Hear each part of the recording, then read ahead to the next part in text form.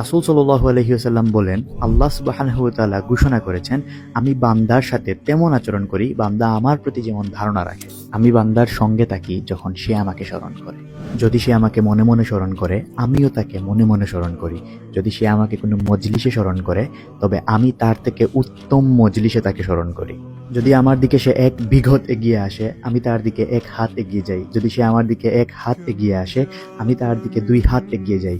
যদি সে আমার দিকে হেঁটে হেঁটে আসে, আমি তার দিকে দৌড়ে দৌড়ে যাই। সুবহানাল্লাহ।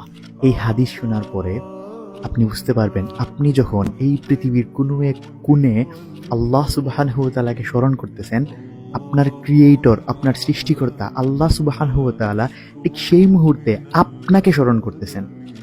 এটা শোনার পরেই তো আপনার গায়ে লোম দাঁড়িয়ে যাওয়ার কথা।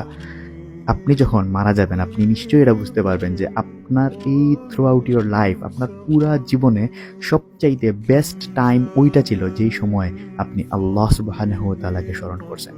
যত বেশি পারা যায় আল্লাহ সুবহানাহু ওয়া তাআলাকে স্মরণ করেন।